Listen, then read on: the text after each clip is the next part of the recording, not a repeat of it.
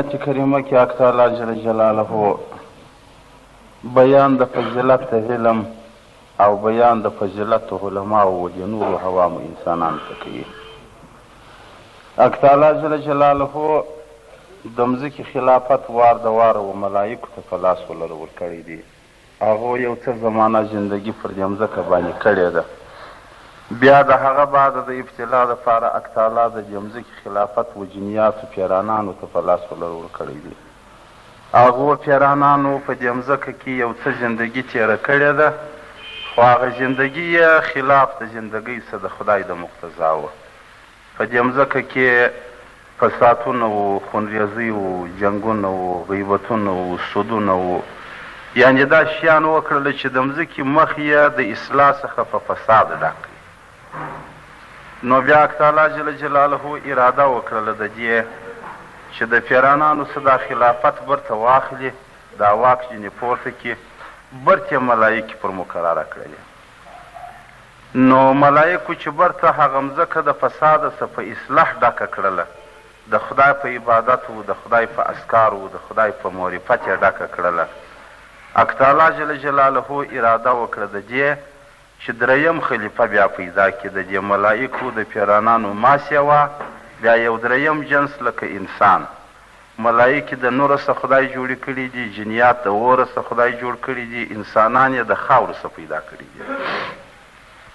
نو بیا حق تعالی جل جلاله د ملایکو څه دا پوښتنه وکړله چې داسې چې انی جاعل فی الارض خلیفه، ولې زه خو په دې مځکه کې یو خلیفه پیدا کوم او دا واک د دې مځکې و یو بل چاته ورسپارم، تاسې څه پکښې کې وایاست؟ ملایکو چې د هغه پیرانانو حالات پر دې مځکه لیدلي وه، چې څومره انسان نه و لیدلی، شاهدي بالغیب یې نه کول، خو مقصد هغه حالات د خپله جنسه څخه ماسیوه د بل جنس خې نو لیدلي وه چې د پیرانانو دي. نو یو حق تعالی جل جلاله ته وویل چې ای خدایه اتجعل فیها من یفسد فیها ویسفک الدماء ونحن نسبح بحمدک ونقدس لک. ول خدایه بیا به داسې یو څوک پیدا کې یا به داسې وګرځېږي لکه د مخه چې در موږ در دې اوس راتګ تا پر مقرر کړی و چې هغه به بیا فساد په مځکه کې کوي، قتل به کوي، کشت به کوي، خون به کوي، سود به کوي، ظلم به کوي او پړې به سره کوي. موږ دا یو ستا تشبیه و ستا عبادت په دې مځکه کې لګیا یو کوو یې. نو دا تعرض یې ګوا پر دې نوي مخلوق باندې وکړي. حق تعالی ورته وویل انی اعلم ما لا تعلمون، ول زه خبر یم، پوهېږم په حالاتو سره د راروان خلیفه په هغه اندازه چې تاسې نه یاست پوه. نو بیا دغه دی چې آدم علیه السلام کتاب بیان کوي، وایي حق تعالی جل جلاله په شله کې د نعمان یې بولي، د مکې مکرمې و د طائف شریف په مابین کې یو ځای دی، وادي نعمان ورته وایي. په دغه کې د آدم علیه السلام بدنه واخښله حق تعالی چې په هغه اسرائیل علیه السلام یې د مځکې د مخه څخه یو موټ و، یو قبضه راټوله کړله چې هم توره خاوره پکښې کې وه، هم سپینه پکښې کې وه، هم سره پکښې وه، هم ریګنه پکښې وه، هم شګنه پکښې وه، هم سخته پکښې وه، هم نرمه پکښې وه. د دې ګردو طبیعتو څخه د مځکې یې یو قبضه و، یو موټ راوی. حق تعالی جل جلاله په دغه شله کې په واسطه د ملایکو د آدم علیه السلام بدنه مبارکه جوړه کړله. نو تفسیر شریف بیان کوي، وایي 40 نه 10 کاله وایي پر دغه بدن د آدم علیه السلام پروردګار تورې وریځې راپورته کولې، د غمو بارانونه یې پر کوله، د مصیبتو بارانونه یې پر کول، د تکلیفو، د مشقتو، د سختیو بارانونه یې پر کول.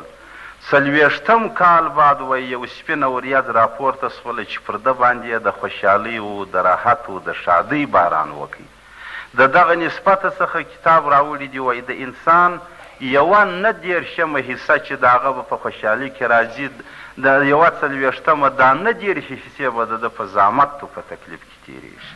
ګرد عمر په پریشاني کې، په چورتو، په فکر و، په ستړیاو، په زحمتو، په تکلیفو کې پر تېرېږي.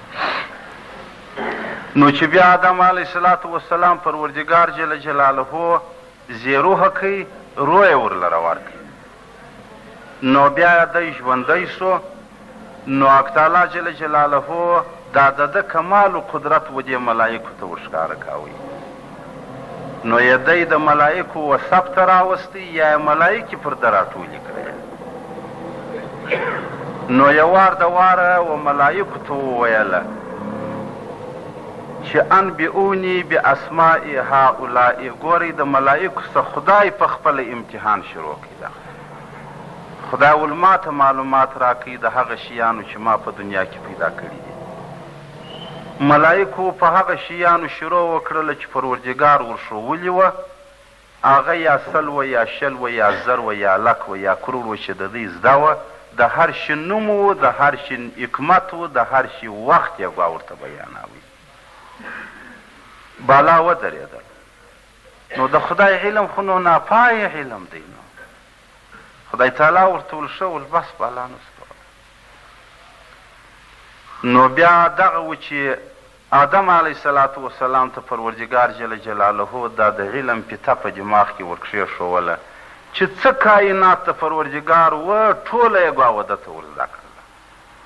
دومره علم خدای ورکړي. نو بیا حق تعالی جل جلاله پوښتنه جنې وکړله چې تاسې بیان وکړه، ته بیان وکړه. د ډېر علم بیان کوي، ډېر شیان یې تر ملایکو یاد کړله. حتی چې و ملایکو ته یې ښوونه د دې وکړله چې دا شی د دغه حکمت دپاره پیدا دی، نوم یې دغه شی دی، دغه ته ویل کېږي. نو دی یې ګویا یو استاز د دې ملایکو وګرځاوی. دی یو بزرګو باشرفه پر دې ملایکو باندې وګرځاوی. نو د دغه نسبت څخه حق تعالی جل جلاله د دې امتحان اخیستی په دغه سره. نو یې باره امر باندې وکړي چې تاسې ودې انسان ته پر سجده باندې پرېوځئ. دی ورته کعبه کوي و قبله یې کوي. نو هغه وی چې ملایکې فرمانبرداره ټولۍ د پروردګار وه پر سجده وه ورته پرېوتله. د خدای په امر سره یې سجده وه آدم علیه صلات وسلام ته وکړله. ابلیس چې د دوی په ټولۍ کې راغلی و بیا هم په دغه ټولۍ کې و مګر پر سجده باندې نه پرېوتی. حق تعالی جل جلاله پوښتنه ځینې وکړه چې ته ولې ناست یې، څه در پېښه ده؟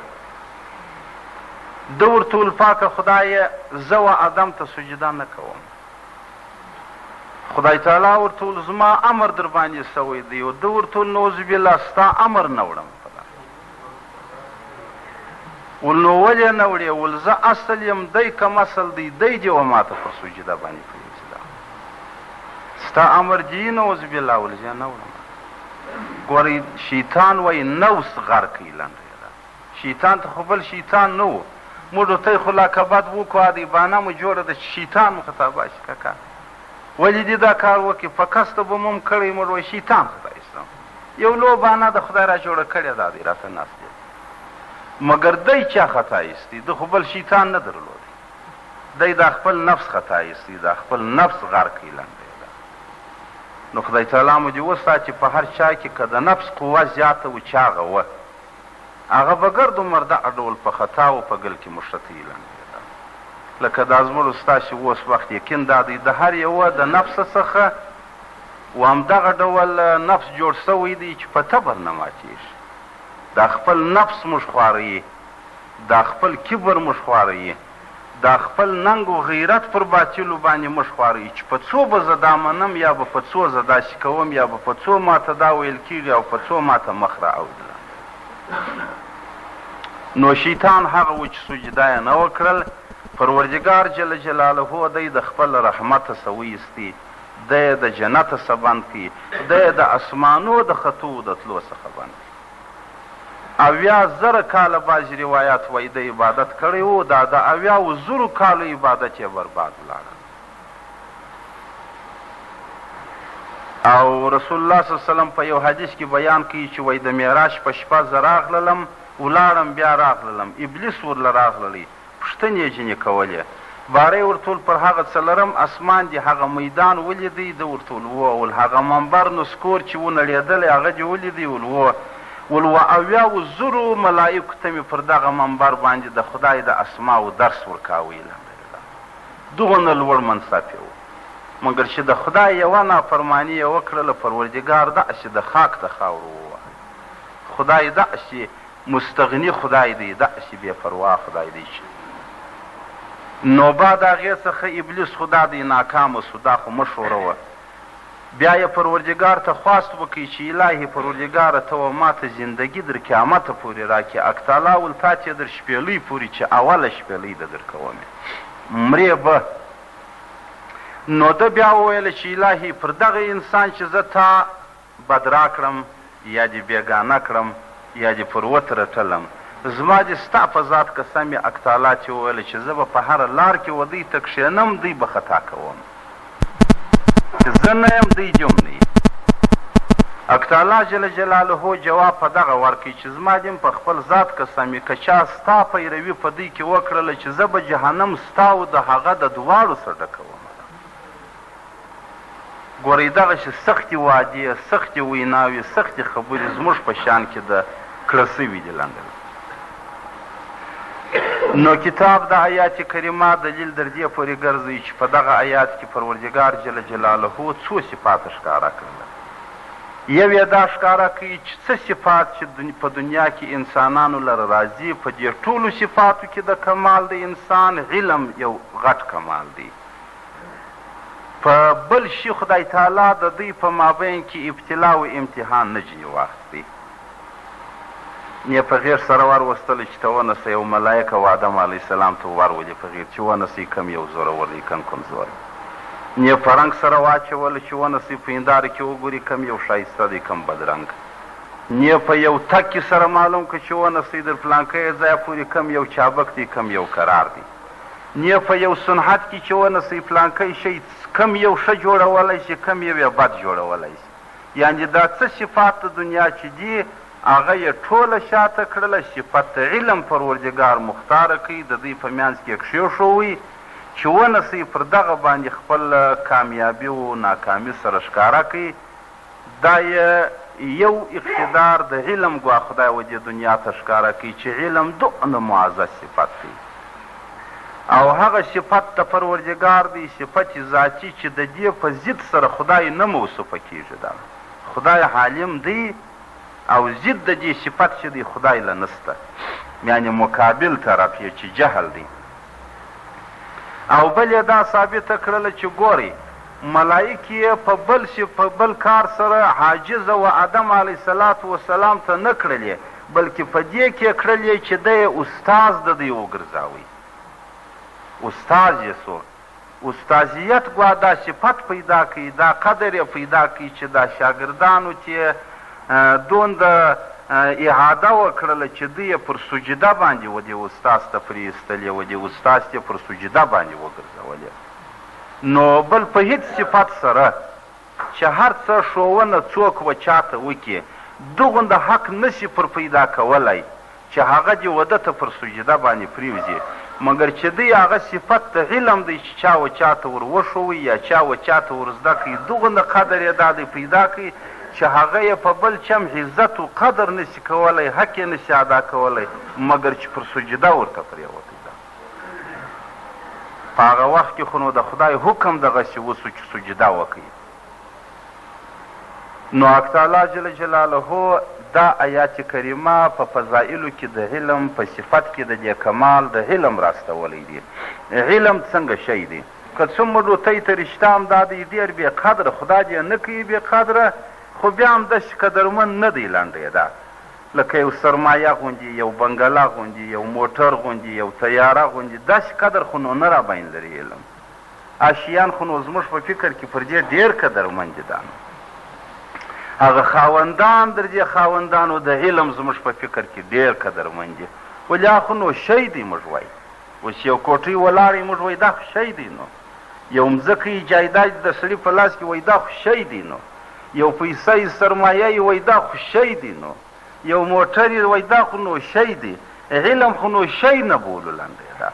نو در خاوندانو یې خاوندان راته قدرمند دي، تر ده هغه راته قدرمند دي. مګر رسول الله صلی الله علیه وسلم په دې حدیث شریف کې بیان کوي داسې وایي قوام الدنیا باربعة اشیاء وایي تاسې په دا خبر دا زندګي د دې دنیا په 4 شیانو سره ده. قوام و دې ولاړې ته ویل کېږي چې دا دنیا خدای درولې ده په 4 تنبو ولاړه ده. څه شي دي؟ وایي بعلم العلماء وبعدل الامراء وبسخاوة الاغنیاء وبدعوة الفقراء. 4 تنبیه خدای و دې دنیا ته درولې دي. یوی علم د علماو ورته درولی دی. نومړی تنبه یې دغه یاده کړې ده. علم د علماو یو تنو تنبه د دې درېدلو د دنیا ده. دوهم عدل د مشرانو دی چې په مشرانو کې عدل و انصاف پروت دی. دریم سخا د غنیانو ده چې په غنیانو په مالدارو خلکو کې سخا پرته وي. څلورم دعا د فقراو د مسکینانو د چې دعاوې کوي زارۍ کوي. دا 4 تنبیه خدای د دې دنیا د کوټۍ د دې دنیا د خیمې دپاره مقرره کړي دي. نو که دا نه وي نو څنګه دی؟ علما نه وه. وایي ولولا علم العلماء که چیرې نه وای علم د علماو نو لهلک الجاهلون دا تمام انسانان به په هلاکت کې لوېدلي وای. علم که نه وای دا تمام انسانان به په هلاکت کې پراته وای. لکه لمر چې نه یې تمام انسانان په تاریکي کې بیا پراته وي. ښه نو بیا په دغه تیاره کې د ماړه و د مسکین و د جوړو د ناجوړه د نرو د ښځې د کسبکار و د بې کسبه نو څه فرق دی؟ ګردو باندې توره شپه د تورې خاورې نه. نو علم د هدایت لمر دی. علم د رڼا ټوټه ده. علم د انسان لارښود دی. د حلال و د حرامو ترازو دی چې حق تعالی جل جلاله و دې دنیا ته راستولی دی. دا د دنیا نظام خدای د دې علم پر وږو تکیه کړی دی. لاندې ده ستا دا چې ستا ده زما دا زما ده دا بل دا بل دا د علم په سبب سره چې حلال و حرام یې راته بیل کړي دي او بیه و سود یې راته جلا کړي دي. ظالم و مظلوم یې راته ښوولی دی. ستا حق و د بل دا یې بیل کړی دی. په دغه سره دا انسانان دا دې زندګي سره کوي. نو که علم په دنیا کې نه و علما په دنیا کې نه وه نو حدیث شریف دا بیان کوي وای تمام دنیا یا تمام عوام به په هلاکت ورسېږي. بیا رسول الله وای په هلاکت کې لویږي. چاره د خلاصون دې نسته. او ولولا سخاوة الاغنیاء که چیرې نه وای سخا د اغنیاو لهلک الفقراء مجبور انسانان به ټوله په هلاکت رسېدلي وای. نو خدای تعالی د امتحان دپاره و مسکین ته مسکنت په برخه ورکړی دی و ماړه ته یې مړتیا په برخه ورکړې ده. سره امتحانیي یې سره ازمویي یې د حق تعالی پروز د دې اغنیاو په ذمه چې پراته دي په لحاظ د مساکینو پراته دي. که چیرې مسکینان نه وای فرض وای سړي به څه په کولی و چې زکات ورباندې فرض دی مګر په مقابل کې مسکین نسته نو ته به دا پلنډه ګرځې د چا ورته بیا ورکړه؟ نو دا خو د غاړې یو توک سو د اوږو یو پلنډه سوله د خدای یو عذاب سو لنډه یې ده. او ولولا دعاء الفقراء که چیرې نه وای دعا د فقیرانو لهلک الاغنیاو هلاک سوي به وای ډېر غنیان د خپل عمل دروي چې دا 1 روپۍ ورته ورنڅېدی وای خدا خو دې د دنیا او د آخرت ته خطرې ای خدای دې ایمان در سلامت که کور دې خدای امت در خراب وه. یعنې داسې دعاوې کوي چې هغه په خدا چې هره یوه په لک ارزي. حدیث شریف وای که چیرې دعاوې و زارۍ د مسکینانو نه وای په هلاکت کې به غنیان لوېدلي وای. اوس خو موږ خدای دې دا مسکینان ورک کې په عذاب کړي یو مګر که چیرې مسکینان نه وای حدیث شریف وای غنیان به په هلاکت کې لوېدلي وای. بس ته نه پاتېدلې ده. او ولولا عدل الامراء که چیرې نه انصاف و عدل د مشرانو چې ظالم و مظلوم سره بیل کړي حق و ناحق سره بیل کړي په خپل دولت و په خپل کلي و په خپل قوم کې سوچ و فکر و نظر وساتي. که دا نه نو به څنګه چې لاکل بعض الناس بعضا ول انسانان به داسې سره خوري داسې به سره وژني کما یأکل الذئب الغنم لکه چرمش چې په رمه د پسو ګټ کې ساري. بیا یې نو دا نه معلومېږي چې د چا لاس مات شو، د چا پښه ماته شو، د چا سر مات شو، د چا کور خراب شو، د چا اور خراب شو. نو خو بالا انسانان دي خود به خود سره یې لاس. نو پر دغو څلورو تنبو باندې پروردګار زندگی د دې دنیا قایمه کړې ده. که دا څلور سم وه، علم د علماو په خلکو کې تاثیر درلودی او سخا په اغنیاو کې تاثیر درلودی او زاروی د فقراو په خلکو کې تاثیر درلودی، انصاف و عدل په مشرانو کې وجود درلودی، نو د دې انسانانو زندگی سمه زندگی ده چې تېرېږي. او که د دغو تنوو تنبو څخه هره یوه ولوېدل ونړېدله، نو بیا د دنیا زندگی چې د پر انسانانو باندې بیا په غم، په درد، په تکلیف کې تېرېږي. خدای تعالی مو دې وساتي، خدای دې توفیق د خیر راکړي. لکه دا اوس چې موږ تاسې رشتام چې ورته وګورو څلور سره تنبیه نه لري، نه د علماو قدر شته، نه د علم عزت شته، نه د اغنیاو سره سخا شته، هر یوه خپل ځان په مخ راخستی دي، د خدای په مخلوق وایي خدای رسېږي، نه د مساکینو د زړه د جوشه دعا شته لنډه یې ده، د هغه د رنګسایي قدر دی، او نه په مشرانو کې د یوه نه خود قدر انصاف پاتې سوی دی. خپله شپه د پر تېرۍ یې بالا خدای دې وکړي چې ګرده ځنګل ور واخلي زما یې د بلا. نو حق تعالی جل جلاله په دغه شزامتي زندګي کې م راوستلي یو چې د دغه زموږ وروستی د زندګۍ یا د دغه وخته څه پیشینه و پناه په خدای سره غوښتېدله. موږ وها عظامت ته د زندګۍ ولې خو زموږ شرایط ته ژوند چې رسول الله بیان کړي دي هغه شرایط نړېدلي دي، کم دې نسته. په بل حدیث کې راغلي دي نبي علیه الصلاة والسلام مبارک ول سیأتي زمان علی امتي، ول رابشي یو داسې زمانه زما پر امت باندې چې یفرون من العلماء والفقهاء، ول خلق به ځغلي د علماو څخه، تښتي به د علماو څخه، ضد و عناد به کوي د علماو سره، بد به کېږي د علماو څخه. ستا دکان ته ولا که راتلی سو اجاکه ولې نسې راتلی؟ ګرد و مردا د ملایانو څیړې در باندې راټولې سوي دي د پلانکي درونې. ولې خو ته وا دښمنان دي، خو ته وا ګورکشان باندې راټول سوي دي چې دی دې بد نه کېږي، خو لا به دې دا ځای ته ځان رسولی. رسول الله صلی الله علیه وسلم ول د عالم مجلس دی لکه د اتروالا ده، یا به خرید ځینې وکړې که دې مسله ځینې وپوښتل در زده وي، یا بې خوشبویي در باندې ولاړه چې که ده د یو ښې سر خلاص کړي چې و بل چې بیانوي. او د بې علمه مجلس چې که یا هغه دی لکه دا اینګر ده، که ورغللې دا اینګر دکان ته یا به دې کالي وسوځل سي، هغه که نه وه د دې کلاینو بد بوی و بد دود خو جناتمن په دماغ نه نوځي. نو نبی علیه السلام ول داسې وخت به زما پر امت باندې راسي چې خلک به ځغلي د علماو څخه، فیبتلیهم الله بثلاث بلیات، پروردګار به ول پر دې انسانانو باندې درې بلاوې، درې افته نازل کړي.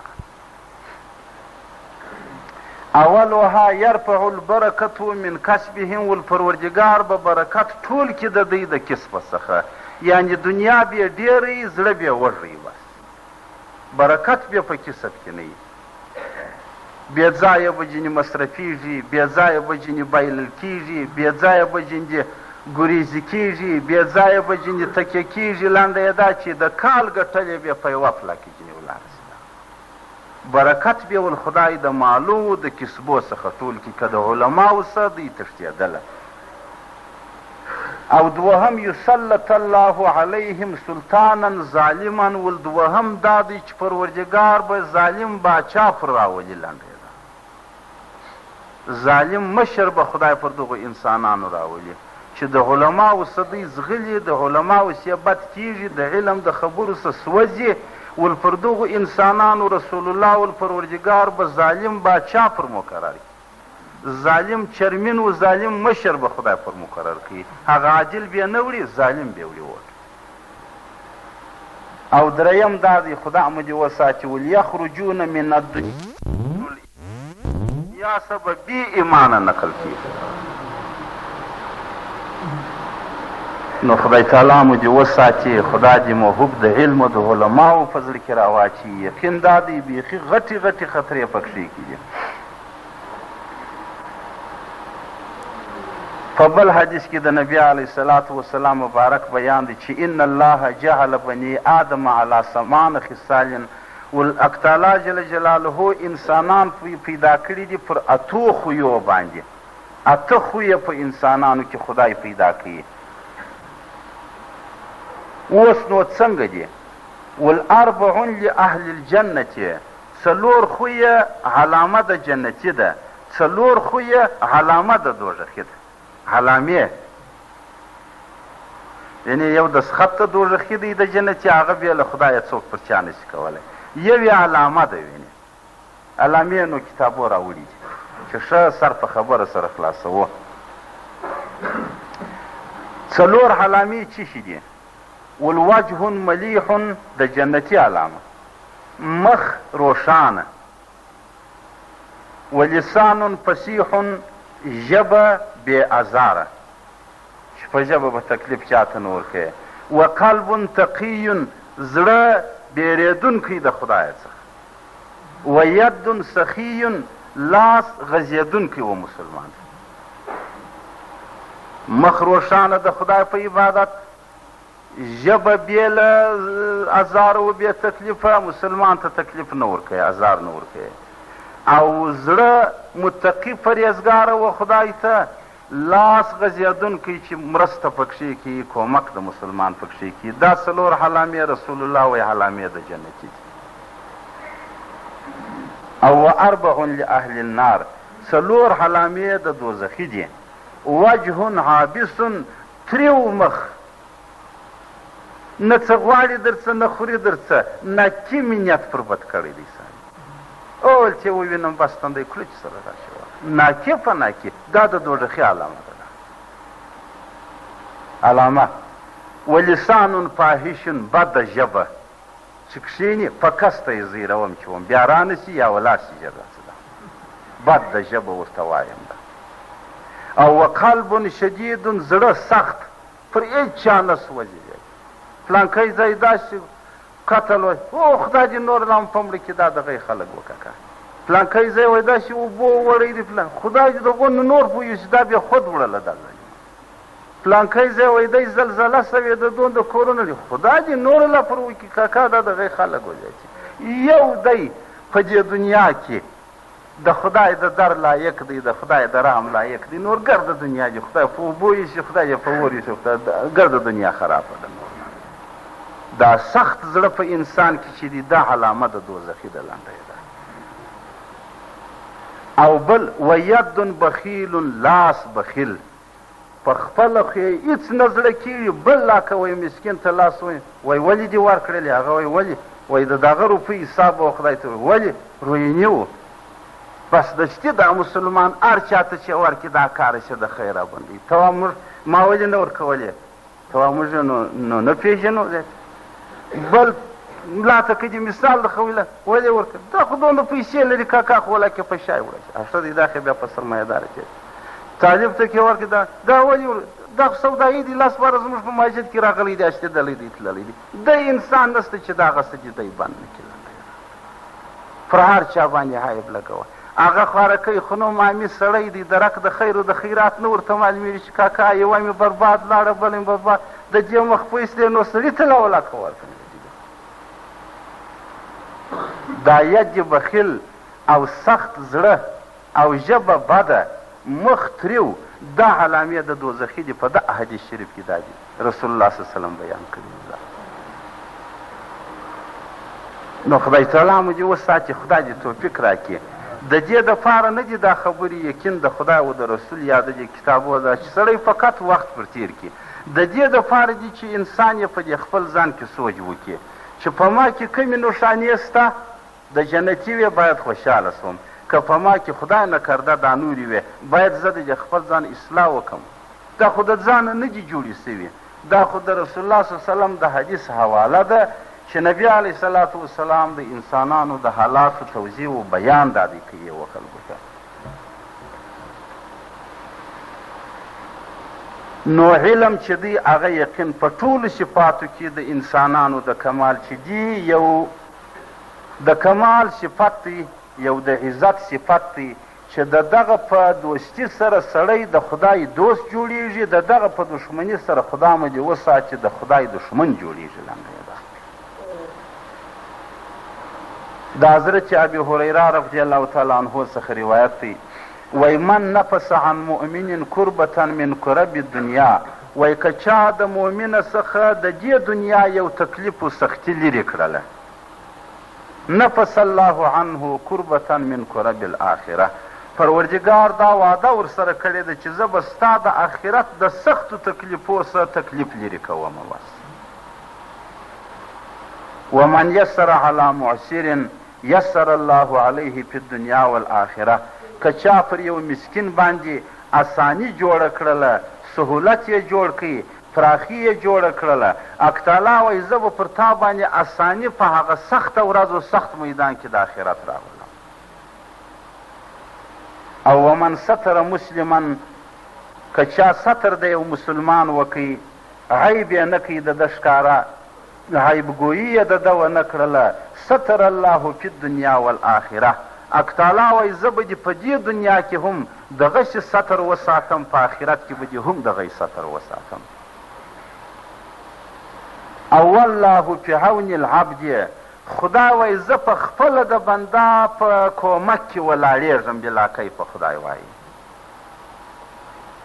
درېږم. ما کان العبد فی عون اخیه المسلم، در څو چې بل مسلمان د مسلمان ورور په کومک کې ولاړ یې، که تا د بل مسلمان ورور کومک کاوی او خدمت یې کاوی او د ده دې ښه لحاظ و ښه خاطر ساتي، پروردګار وایي زه په خپله په ملایکو نه، خدا وایي زه په خپله ستا په دغه ښه لحاظ و په ښه خاطر ساتلو کې ولاړ یم. بس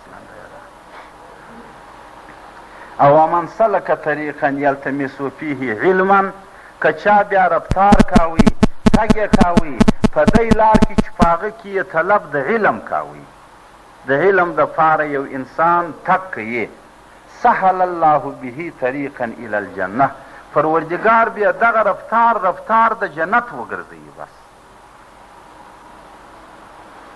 رفتار بیا رفتار د جنت وګرځوي. اوس که ته یې وایې چې موږ به باید چې ګرده بسترې وتړو، ځو په یو مدرسو پسې کورونه پرېږدو، وایم یا کور به زه یو کار در وښیم چې د دغه بستر تړلي سره ملګری سې، ته ناست وسه. رسول الله صلی الله علیه وسلم ول کن عالما او متعلما او معاونا او محبا ولا تکن خامسا، یا عالم سه زده یې که په خپله و خلکو ته ور وښیه، د خدای حکم ور وښیه، د خدای امر ور وښیه، د خدای خبرې ور وښیه، د خدای خوف و د خدای رجا ور وښیه. او متعلما یا یې زده کوونکی څه بستر پسې واخه، ځه په مخه دې ښه څه طلب وکړه بیا. او یا یې معاون څه کومکیال یې څه لنډه یې ده، که دې کومک هم نه درلودی په وس دې نه وه، رسول الله المحب یې څه بیا یې په زړه کې دوست وساته، په زړه کې وسیله پر دغه ډله باندې وساته. او ولا تکن خامسا، مکړه کېږه پنځم انسان چې هسې سټې پټې ورته ګرځي، هسې ورته ګرځي، نه وایه وه چاته، نه زده کوې د چا څه، نه کومک ورکوې، بد دې لا مانوس جنې کېږي، خوله دې وچه سي، چندانې خلک وهمېده. دغه رسول الله ولمکړه کېږي.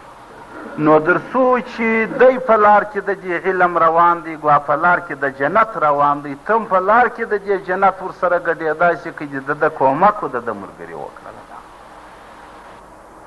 او وما اجتمع جماعة یتلون کتاب الله، هر وخت چې خلک سره راټول شي د خدای کتاب بیانوي، لکه دا اوس چې موږ تاسو سره ناست خو د خدای خبرې دي، د خدای بیان دی، یا د رسول الله حدیثونه دي چې وایي. رسول الله صلی الله علیه وسلم ول هر وخت چې خلک سره راټول شي دوی د خدای کتاب وایي، و یتدارسونه، یا یې زده کړه کوي یو د بله، لکه ملایانو طالبان چې سره زده کوي یې. ولنزلت علیهم السکینة، د پروردګار خوا د رحمت بارانونه باندې کړه کېږي. د خدای د خوا د انوارو ټوټې پر رایله کېږي، د خدای تعالی د خوا د انوارو وریجې پر راپورته کېږي.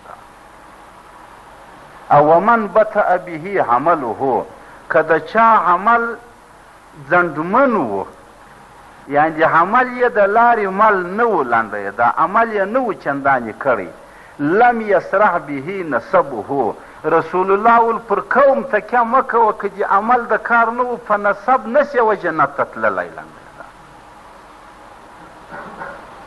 یعنې یو عمل په کار دی، که داسې و چې عمل د چا ځنډمن سو، د کار نه و، د خوراک نه و، لم یسرع به نسبه، رسول الله ول په ده سره تګ نشي کولی د قوم د نسب، چې زه فلانکی زه یم، هغه وایي ښه ته د ابوزرګي کورنۍ یې، ځه چې حساب کتاب مو د هغو سره کړی دی، هغه کار خلاص شوی دی. دغه نسته لنډی. نو خدای تعالی دې د عمل توفیق راکړي لنډی ده، خدای دې د یار د اورېدلو بیا د عملي کولو توفیق راله راکړي. نو په علم کې رشته هم دا دی، داسې فضایل پراته دي چې سړی د علم په لار کې روان یې، ګوادا لار موصله و جنت ته ده چې روان. او د حضرت عبدالله ابن مسعود رضی الله تعالی عنه څخه روایت دی، ول ای خلکو، إن أول ما تفقدون من دينكم الأمانة وآخر ما تفقدون الصلوات.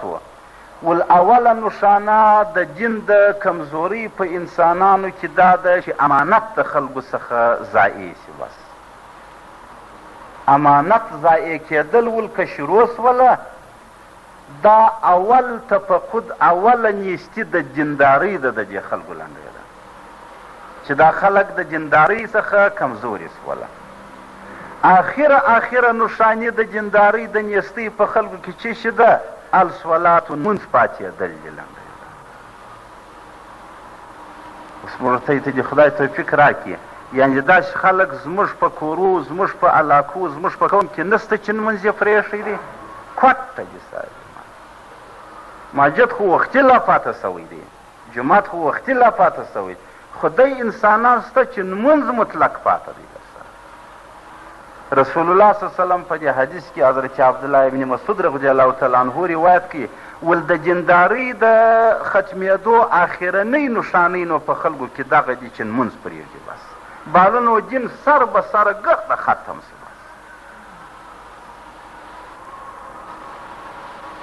او وان هذا القرآن تصبحون یوما، ول دا قرآن به داسې وخت در باندې راشي، دا علم به دی وخت در باندې راشي چې سهار به کوي وما فیکم منه شیء، د دې قرآن به ول هېڅ نه یې در کې پاته، د زړو د مغزو څه به خدای در څه پورته کړي.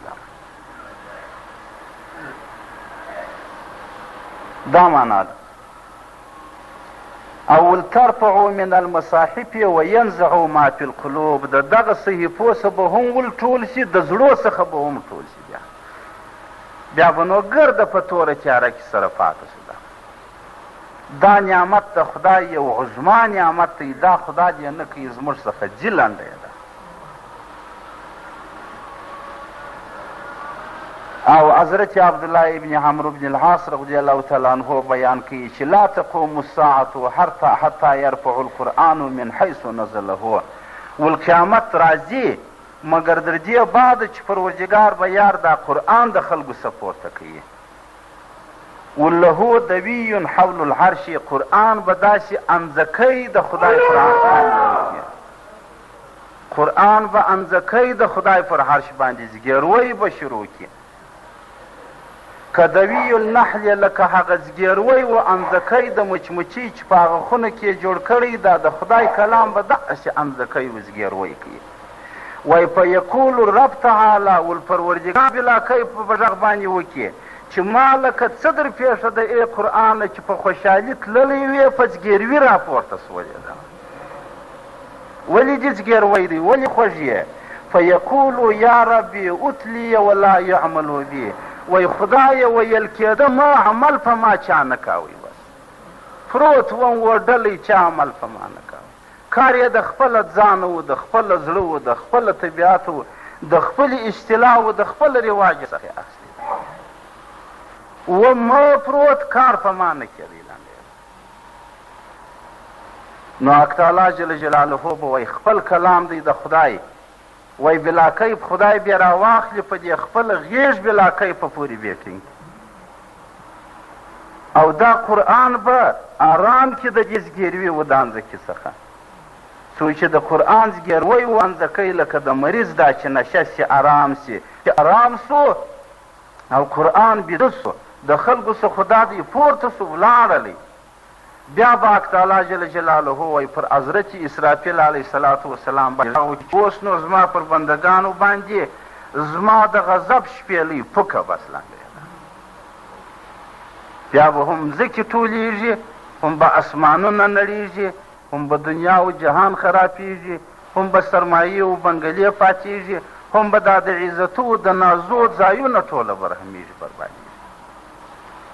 نو حق تعالی مو دې وساتي، خدای دې توفیق د خیر او د نیکۍ ملوتۍ مسلمانانو ته سره راکړي. داسې خبرې زموږ ستۍ په مخ کې پرتې دي را روانې دي دا او موږ تاسې داسې غافل او بیده و ناخبره ورته ناست یو چې د دې خبرو خو خدای شاید که سوچ لا را سره دی، موږ نورې سیالدارۍ په مخ راخښتي دي، موږ پلانکي څنګه د پلانکي سره وکړله، پلانکی ضایعات سو کومه مځکه به نسمه، پلانکی داسې سو کومه پیسې به جنې کاږمه، موږ بیا دا په مخ راخښتي دي. خدای او رسول دغه نارې راته وایي. نو یقین دا دی د کتابو د رویه، د حدیثو د رویه، د نښانو د رویه، د دې معجزو د رویه څخه دا د دنیا ژوند ډېره خوا یې تللې ده، لږ لږ پاته ده بس، او په دغه لږ لږ وخت کې د خدای تعالی ابتلا او امتحان په انسانانو سخت سخت کړه کېږي. نیکي که چا مختاره کړله نیکي یې په اندازه نه ګډېږي لنډه ده، بدي که چا مختاره کړله بدي یې په اندازه نه ګډېږي. خدای تعالی دې توفیق مو له تاسې و نورو مسلمانانو ته سره راکړي. الحمدلله رب العالمین والعاقبة والصلاة والسلام على خير خلقه محمد وعلى آله وأصحابه. ربنا تقبل منا إنك أنت السميع العليم وتب علينا إنك أنت التواب الرحيم. وصلى الله تعالى على خير خلقه محمد وعلى آله وأصحابه أجمعين. إن الأبرار لفي نعيم وإن الفجار لفي جحيم يصلونها يوم الدين وما هم عنها بغائبين. وما أدراك ما يوم الدين ثم ما أدراك ما يوم الدين يوم لا تملك نفس لنفس شيئا والأمر يومئذ لله. صدق الله العلي العظيم وصدق رسوله النبي الكريم. حق تعالی جل جلاله په دغه آیات کریمه کې د هغه بندګانو بیان کوي چې هغه نیکان عابدان خدای پرستانی، او د هغه بندګانو بیان کوي چې هغه ناترسان نافرمانان بدفعلان. د هغو دوه ډلو بیان حق تعالی جل جلاله کوي. په لومړي آیات کې حق تعالی جل جلاله فرمایي چې ان الابرار لفی نعیم، نیکان د دنیا چې د هغه به په ورځ د قیامت حق تعالی وایي په نعیم کې. نعیم و نعمتو ته هم ویل کېږي، او نعیم چې دی نوم د جنت هم دی. نو که جنت چې واخیستل سي هم یې معنا دغه شوله، که نعمت چې واخیستل سي هم، ولې سره ظرف و مظروف دي معنا. په جنت کې د خدای نعمتونه د خدای پراته دي، په جنت کې د خدای حور و غلمان شته، په جنت کې دیدار شته، په جنت کې راحت شته، په جنت کې د خدای پاک جل جلاله رضا شته. نو د نعمتو کور، د نعمتو مکان، د نعمتو ځای دی. حق تعالی وایي هغه نیکان د دنیا به په ورځ د قیامت په نعیم جنت کې او په ډېرو زیاتو نعمتو کې وي، چې رسول الله صلی الله علیه وسلم د دغه حدیث شریف په دې حدیث شریف کې بیان کړی دی چې ما لا عین رأت ولا اذن سمعت ولا خطرت على قلب بشر. داسې نعمتونه دي چې نه دي په سترګو لیدل سوي دي، نه دي په غوږو اورېدل سوي دي، نه دي په خوله خوړل سوي دي، نه دي په زړه کې درګرځېدلي دي. یعنې چې هرنګه تصور کوې، دا ستا در تصور چې په دې فکر یې جوړوې، هغه جوړ د پروردګار ذات دی. او وان الفجار لفی جحیم. الله جل جلاله فرمایي چې هغه بدکارانو نافرمانان د دنیا به په ورځ د قیامت په جهیم دوزخ کې اوه دوزخه چې خدا مو دې وساتي د یوه نوم جهیم دی دا